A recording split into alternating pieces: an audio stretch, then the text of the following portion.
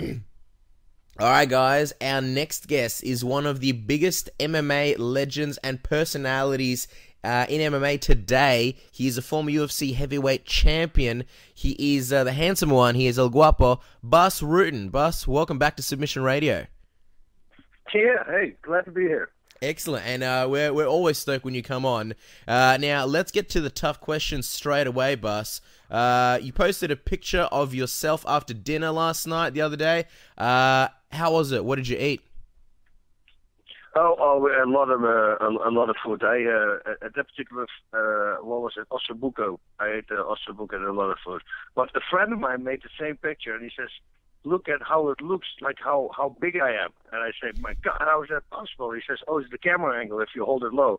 So I hang my belly out, and it looks like really ballooned up, or that you even put a pillow under it. It's the craziest angle that you do it. It's awesome. Nice. Now we know what to do every time we take pictures of food and with us and post them to Twitter.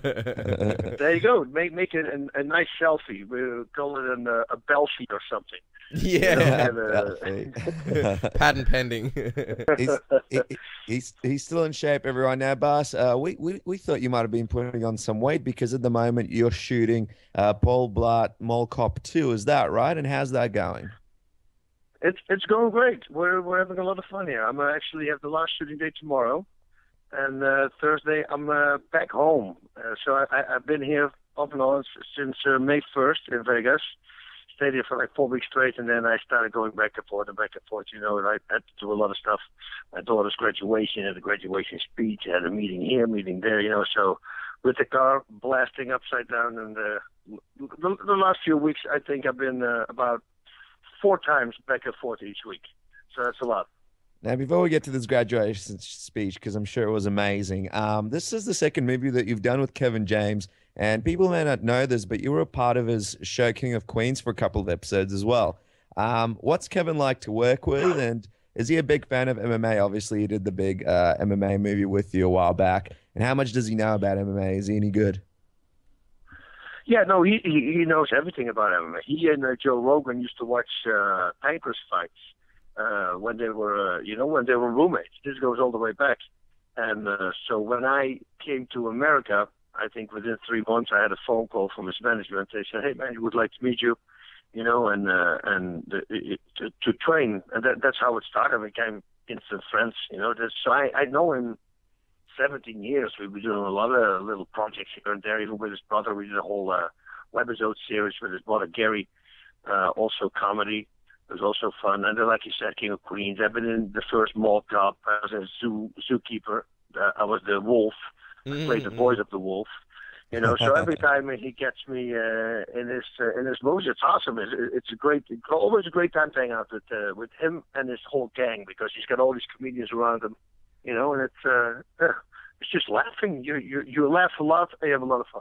What's not to like? And they pay you on top of it. It's an amazing job. Yeah. Now, Kevin James is a funny guy. Obviously, he did Grown Ups and Grown Ups 2. I remember in Grown Ups, he was wearing a City on Tong shirt. But did you know this? Did you know that at one pay-per-view, he tapped out Rampage in between a fight? So technically, he is in the lineage for light heavyweight champion. Did you know this? I didn't know that yet. I don't know if he can make 205.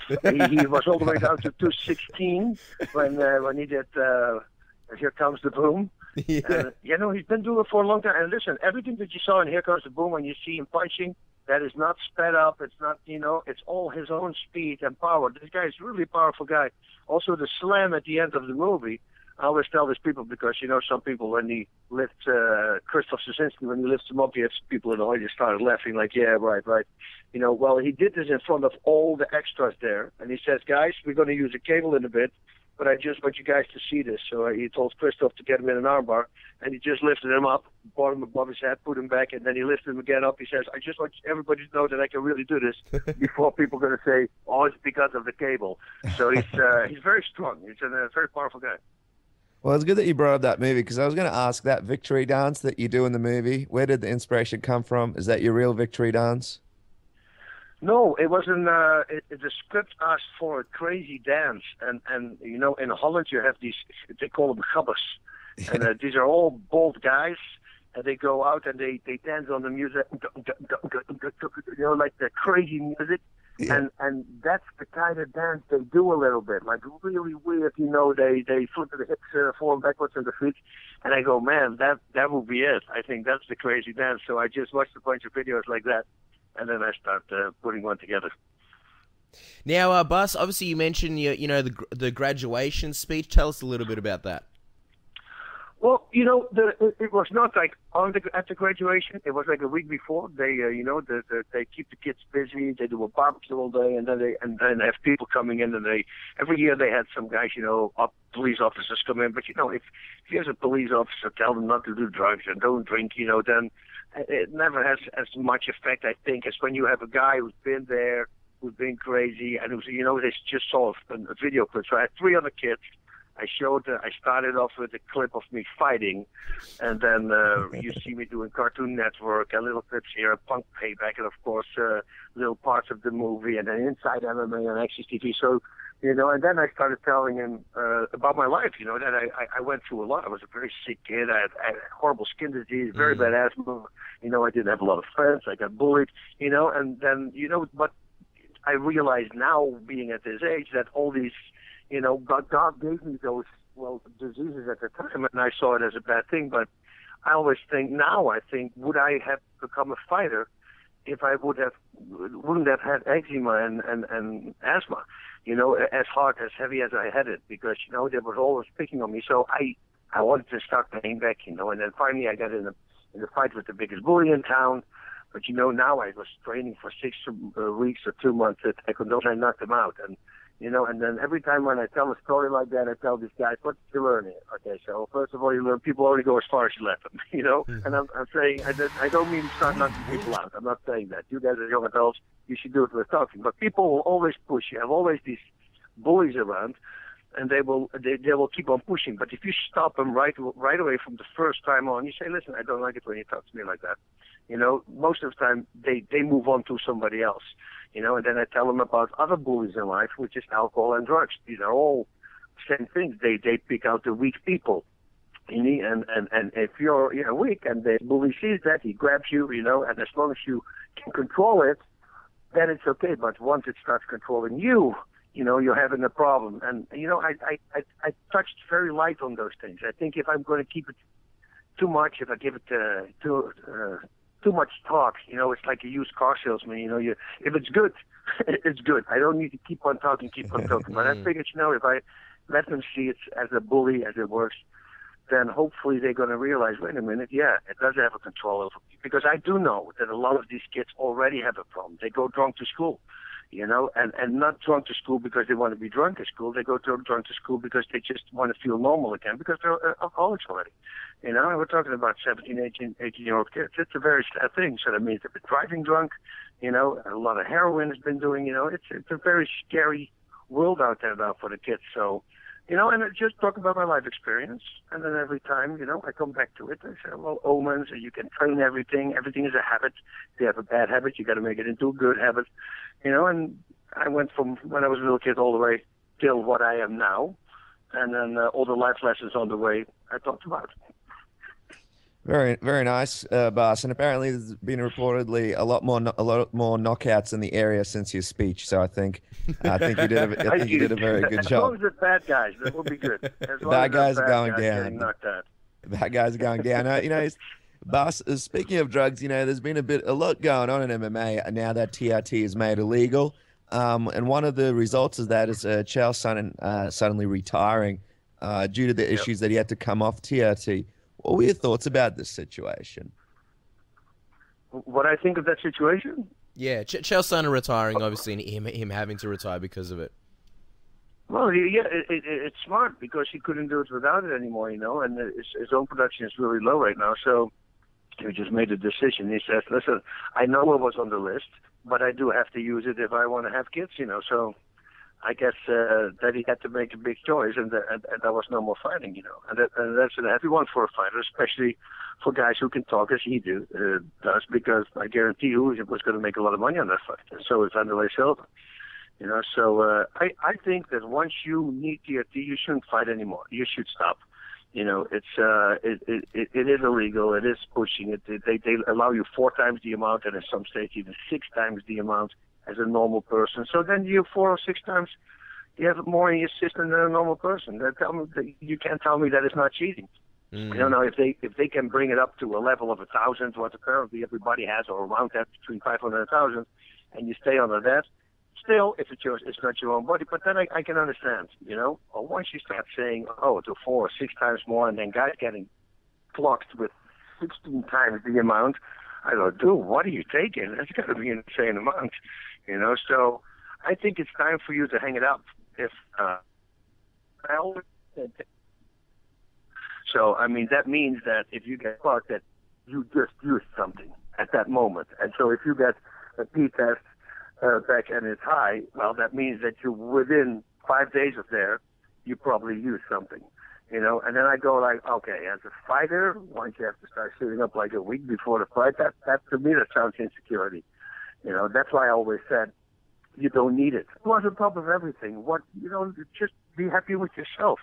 You know, I think that you can look at yourself in the mirror if you're a champion and can say, hey, I did this by myself. I did this alone, without any help. You know, the worst excuse is always what I said, that people say, yeah, but everybody's probably doing it. Well, you know, that's so sad. That's the same with people who throw cigarettes out their windows. You know, I did that because everybody's doing it anyway. You know, that's such a poor excuse. Just don't do it. Yeah, I would agree with you. Obviously, as fight fans, it's sad to see Chael go away, but I guess he did what he had to do. But I was going to talk to you about some fighters that obviously haven't gone anywhere. World Series of Fighting 10 recently passed. Title fights galore at World Series of Fighting 10. Who would you say are the standout performance of the night for you?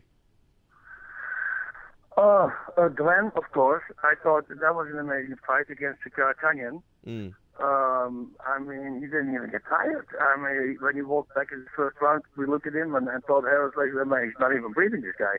You know, and it was so like, he went so out of control and full over. You can really tell he trains with all these guys at Pettis' gym, at Luke Wolf's gym, you know, and he trains with all these guys the way he escaped the armbar and escaped the knee bar, you know, and the power and the distance he had. I was really impressed with him.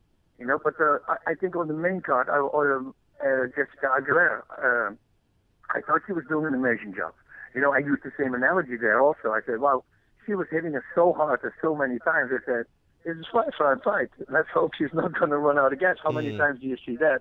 The guy turns, or a girl, to somebody gives their opponent a beating, and then after 3 rounds they start wearing down, and suddenly the opponent comes back.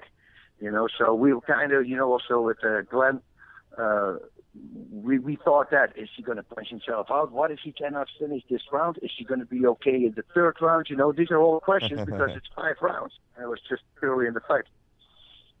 Absolutely, Bas. And obviously, you know, there's a really big World Series of Fighting event, the World Series of Fighting 11 coming in July, early July. There are a lot of great matchups in that one. What's one of the fights that you're looking forward to the most? Yeah, there's got to be the Newell and Gaethje fight. You know, that fight to me, I think, is going to be a badass fight. Newell by now he proved everybody that he's for real, and you got to really watch out for him. And there's a lot of respect between the both of these guys. I like both of these guys, great fighters. You know, this is one of those fights that for me it's okay to go to it all. But unfortunately, since it's for the belt, that's not going to happen. And somebody probably is going to get knocked out or choked out. You know, and I say that because if it's a knockout or with leg kicks or something, probably Gaethje, because of his striking, it's crazy striking. And, you know, the submissions from Nick, you know, it's so tight, it's just very hard to escape. And he gave him one little neck or one little heel or whatever it is, you're going to have a problem. Now, Bas, I was going to ask you, you know, it seems that every week, every 2 weeks, there's always controversy in every event. We actually had Big John McCarthy on the show last week, and we were speaking to John about the eye poke issue in MMA. One of the issues that John brought up is obviously that it is not illegal to hold your fingers out in front of someone's face. But with fighters such as Jon Jones and others, they're keeping their hands out while fighting. You know, we wanted to get your opinion. Do you think the MMA rules need to be changed to a degree? Yeah, no, I think it should be changed. And I'm happy you brought that up because everybody says, Bas Rutten says he's a dirty fighter. No. I said what I answered on a question based on the eye poking. Do you think that is dirty? And I thought, knowing Jon, how calm, cool, collected this guy is, and then holding the fingers literally like 2 seconds there in the eyes, he can see that he's doing that. You know, then I say, yeah, that's not cool, because you know you're doing it. Maybe you think, oh, it's not hard enough or something, but I guarantee you, at their gym, they're not allowed to do it. And especially not with Mike Winklejohn in the gym, who lost an eye because somebody kicked him with a toenail in the eye. So he knows how bad it can be and what can happen if you lose an eye or not can look through it. So, and any sparring partner, I know that if I have a sparring partner doing that to me, I will give him one more chance, and then he's not my sparring partner anymore. I'm not going to help him out anymore. You know, so that was the only comment I made on that. Because people say, oh yeah, he's openly kicks. Well, they're legal. So I'm not going to say that's a dirty fighter. I say that's a very creative mind, you know, and the way he comes up with the spinning elbows and all that stuff. He's an unbelievable fighter. I was just talking about those fingers in the eyes, because if this would have been the only fight, then okay. But it has been a repetitive thing now, you know. So I think he should get warned. And I think that if they had warnings in the past, I think even the referee could say before the fight starts, if you come close to his eyes, I'm going to give you a red card right away. You know, that's going to put a lot of pressure on a fighter, and then hopefully it stops. That's the only way, I think, because there's nothing worse. I got stabbed in the eye one time in pro wrestling in Japan, believe it or not, for, what was it, New Japan, Antonio Inoki's organization. Man, I had a blind spot in the bottom of my eye for about 2 months. It was the wildest thing. And this guy goes, yeah, keep fighting. And I go, dude, I can't see anything. But okay, pro wrestling, I'll keep on fighting. I mean, but if it can happen in pro wrestling, well, it happens in the real fight as well. Now, Bas, you know, there's a new book out. It's a great book. It's called When We Were Bouncers. I recommend that everybody jumps on Amazon right now and gets a copy. And, you know, you have a really interesting story in the book. I was just hoping you'd give us a quick rundown of the tale, because it's such a great one. Well, which one is it? The one that came out online, that one? Because I have a few crazy stories. Let's do the online. Well, you know what? Pick the craziest one that you can tell us, because I'm sure they're all great. Oh, well, you know, I want to keep some, because in the books there are some. The craziest one was just one. Well, one of the craziest ones was a fight, and you know, we are bouncers, and some people come in, and you have to take those guys serious, you know, and if they're really calm and they move away outside. Plus, then what happened also, I threw the guy outside, but the door was still closed, so I banged him first against the door really hard. And actually so hard that some thing broke off from the door. And I threw him outside, and he walks all the way up to our glass that we have, like special plexiglass, so they can't break it. And he was right in front of me, looked at me, and he did the thumb slice over the throat, like he was going to kill me. Now, these guys are serious guys. You know, and then at that moment, when I know that they don't have a weapon on them, I'd rather go out there than I'm going to wait till they walk to the car or wait in the car somewhere around the corner, and then I'm done with working, and suddenly they show up and something happens. So I took very serious. So I went outside right away, because I wanted to take care of the problem right away then. And it happened to be that he was a southpaw.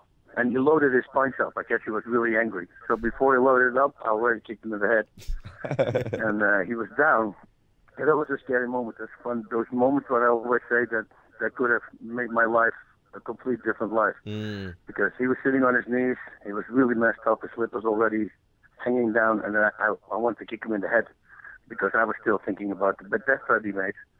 So I kicked him full in the head, but he fell backwards. He was like out. And so I kicked a hole in the air, so to say.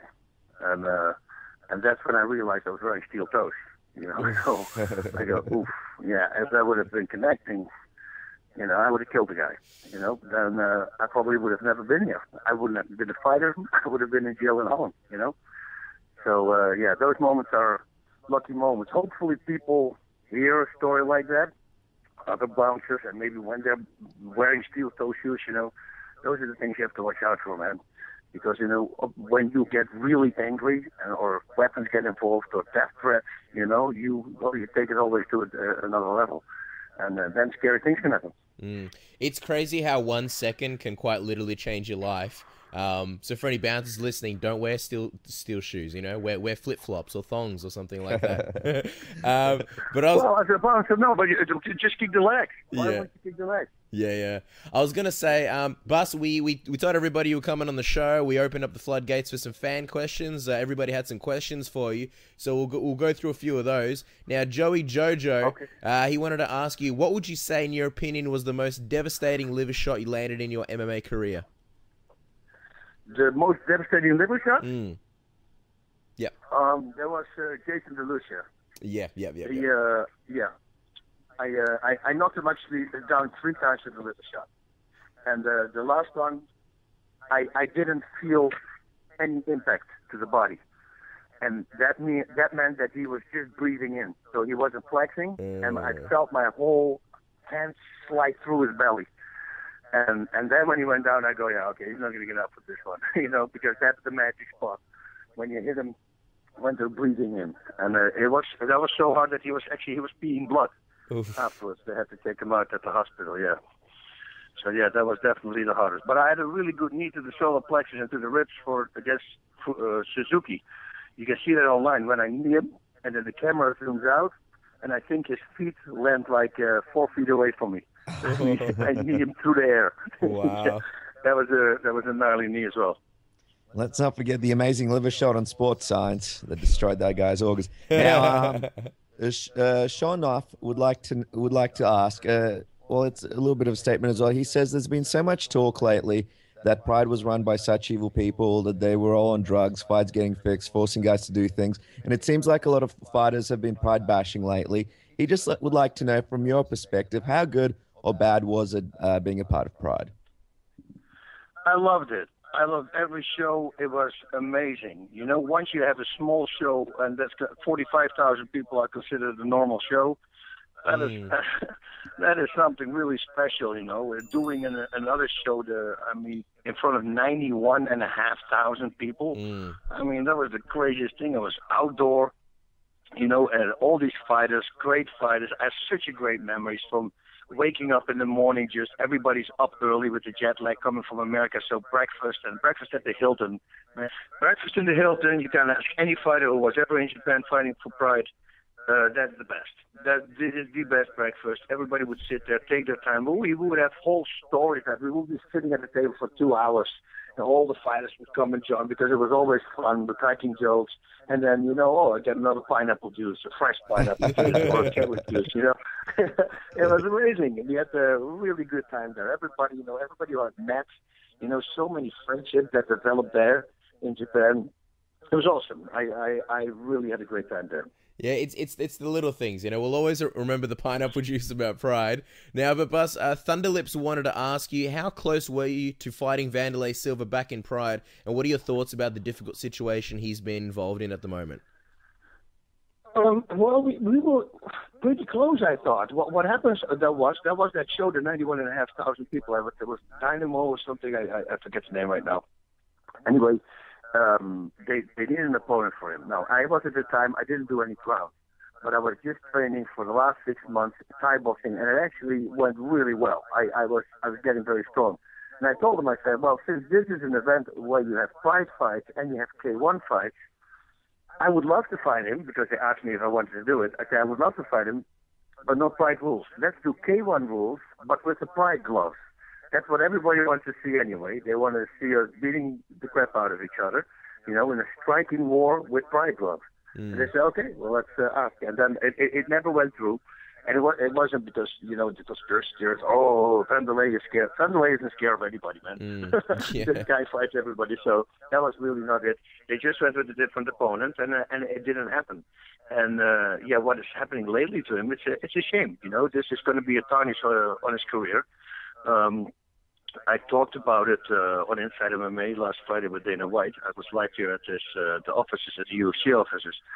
And, and it's true. The athletic commission, once you walk out while you have to do a test, well, they're going to make an example out of you. And otherwise, when you get caught, maybe you can't fight for 6 or 9 months, but that's pretty much the maximum penalty, and this is going to be much worse than 9 months, I guarantee you that. They're going to go like, okay, let's make sure this will never happen again. And God knows they're going to give it a couple of years, and with the age that he is right now, this could be a career killer, and that's a shame because he's such a good guy and such an fun guy to watch, always exciting. I mean, the fights he had in Pride was just the wildest all the time, you know. It's just the axe murderer is the perfect name for him. You know, he's just a killer. And then on the outside, he's the nicest person you ever meet. So that's a shame for him. I think he lost a lot of money with getting this fight. So on top of that, he's going to get suspended. And I hope for him it's not going to be too crazy. I think, yeah. As fans, you definitely don't want to see Wanderlei away. I mean, he's already been away from fighting for so long. I want to also ask you, Bas. You mentioned that you were at the UFC offices, and we saw that photo you put up on Facebook. You were enjoying a delicious cold water. May I ask you, what were you doing at the UFC offices, and do you have any secret projects planned? No. I was just there. We had shooting inside MMA because I'm shooting here at the movie. It's very hard for me to travel up and down the whole time, and especially if my call time is like 10 p.m., which was this time 10 p.m., and I had to work throughout the whole night. You know, I couldn't go to LA and then fly back in time. I didn't want to take the risk because if I'm going to miss a flight, I got a whole set of people and actors waiting, and that's a lot of money that they're going to lose. So I said, okay, we do it from here. So I gave Dana a text. I said, man, I'm here. I'm shooting this movie. I would love to interview you because a lot has happened at the UFC right now, you know, lately. Would you like to do it? He said, well, we'll be honored, man. I would love to do it. I said, man, can you even do it at your offices? He said, yeah. And that was it. So we went to his office. They have their own studio there, of course. And we hooked our truck into that. We logged it in. And then I was live with Inside MMA. We had Johnny Hendricks and Kenny Rice were doing the show. Johnny was replacing me there. But then I was coming back and forth from Las Vegas.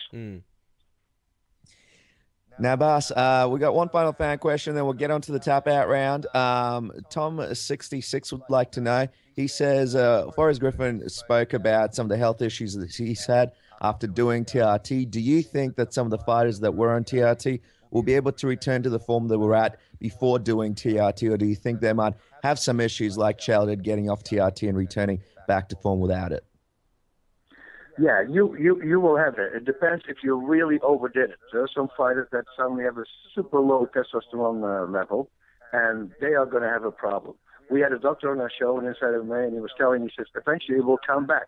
You know, but there are, like what Chael is doing right now, those are ways to get it natural, your own natural production back. But these things are also on a list that he's taken, because if a normal person, because I asked the doctor that question, I said, what would happen if somebody has a normal testosterone level, so he's not sick, not nothing, and he takes those pills? He says, well, then he's going to get elevated testosterone level. So it's cheating. You know, in this case, it was to bring his own production back because it's way too low. So it depends, man. It depends on how much they use, how they used it. I don't know. I hope everybody, you know, of course, that it can come back. Normally, with a young guy, you'll never have that problem. 99.9%, the doctor said, it's always because of prior usage, you know, and that's what he said. I'm just repeating his words. All right, Bas. Now, before we let you go, we're going to do a quick tap-out round with you. As always, we fire off a bunch of questions, and you sort of answer them with the first thing comes to your mind. You ready?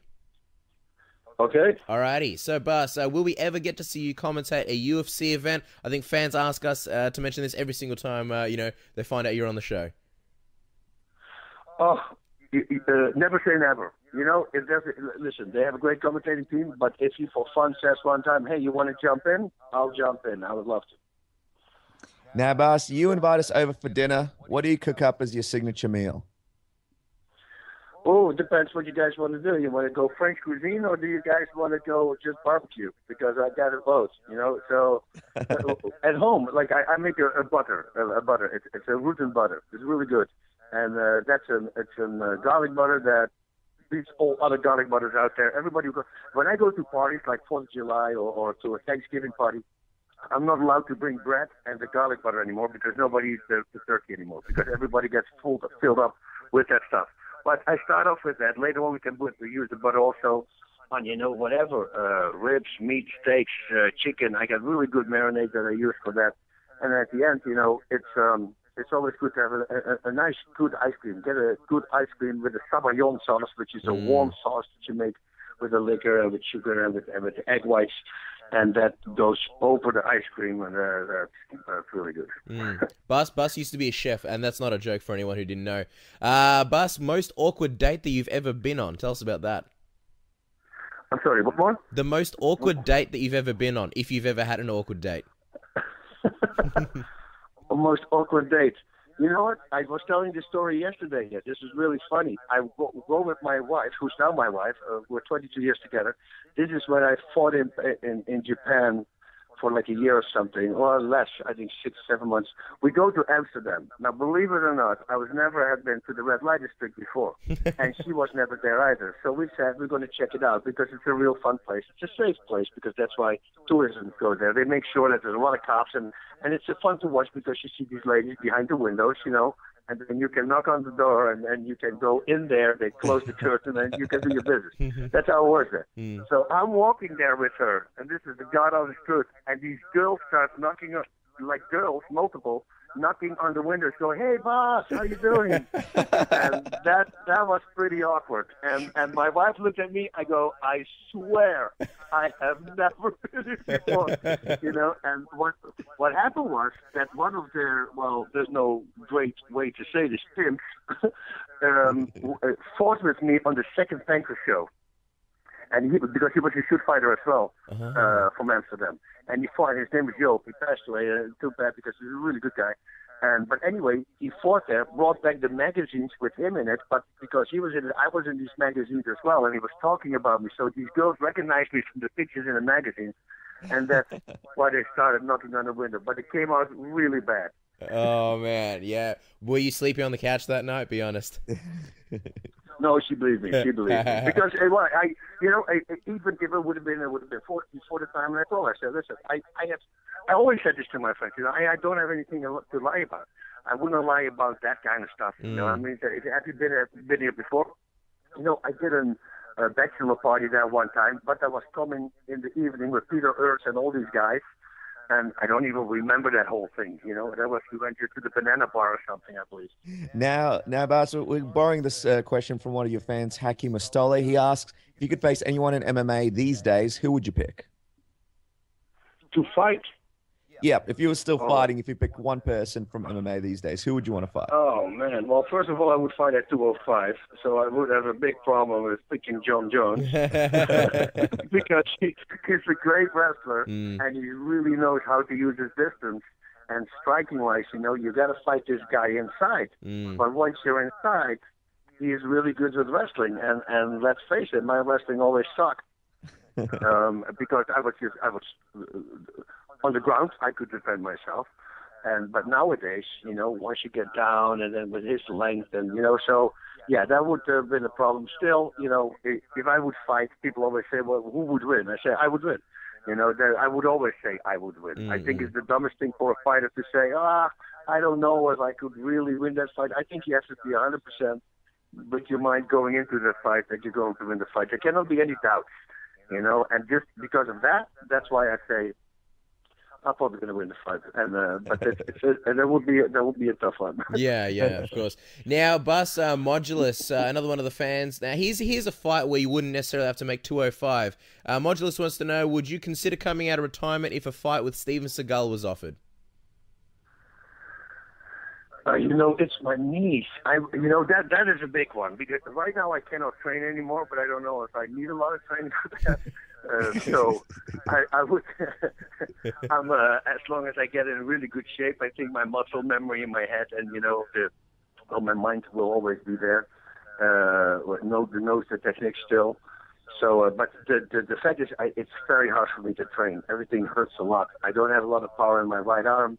You know, I'm recouping now. Actually, it started developing the biceps again, and now I'm just praying that it keeps on going. But this arm has been out of order for like 4 years, so it's very hard for the nerves to start kicking back. Yeah. Absolutely, Bas, and hopefully it does keep improving. Now, me and Casper get attacked in a dark alley. What should our first defense and attack be for the attackers?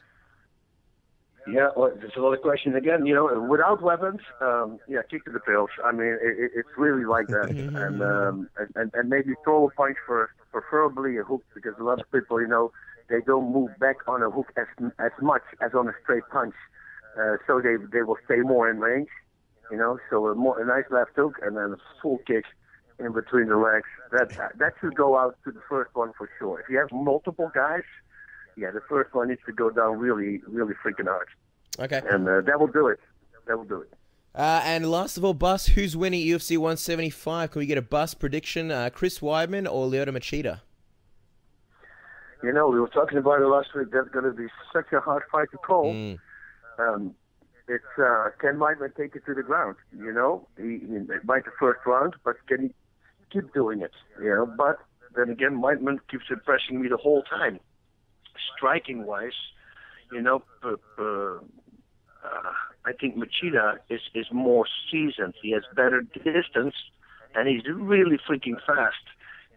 So when he fought Gegard Mousasi, I thought Mousasi was going to beat him in the striking. Now, Mousasi didn't look anything like he normally looked. I have to say that. But I know Musashi's striking is really good. But I think the speed from Machida really threw him off his game. And suddenly a head kick, and he nearly saw it. And, that does a lot to people. They go like, whoa, this is a different speed. And that's what Machida has. He has pinpoint accuracy. He's got great timing. He's just a very hard guy to finish. And most of the time, though, if it goes to a decision, it could be Weidman because he will be attacking probably more. And Machida, the counter fighters many times, when they don't attack too many times, then, they do everything of the counter, and then that means they score less points. But I've been saying that for a while from Machida, but he really started attacking later in his career, and especially this weight class for him right now. I think it's a really good weight class for him. He's looking phenomenal, looking strong. He's in shape. He's been there in 5-round fights already. So, that's a toss-up. I have no clue. It's all about what can he take it to the ground. Or can he surprise us again with one of these crazy punches? Then again, Machida's much too careful for that. He's very good at distance, and that's his power. So great base. So it's a hard one. I don't know. Now, guys, that is Bas Rutten. You can check him out on Twitter at Bas Rutten MMA. It's always a pleasure having him on. He commentates World Series of Fighting, World Series 11, happening early July 4th, I believe. And also, you can't miss out on his great show, Inside MMA. You can catch that online here in Australia. Bas, it's a pleasure having you on. We can't wait till this movie comes out so we could see some more classic Bas on the silver screen. Yeah, it's going to be fun. It's not as a big part as I had in Here Comes the Boom, but it's a fun part. I'm a bad guy this time. And Paul Blart, he's a badass mall cop. It's gonna be. It's really funny. We have been laughing really hard, so it's going to be a real fun movie to watch for everybody. Awesome, and can't wait to watch it. Again, Bas, thank you so much for coming on the show, and can't wait to do it again soon. All right, sounds good. Thank you.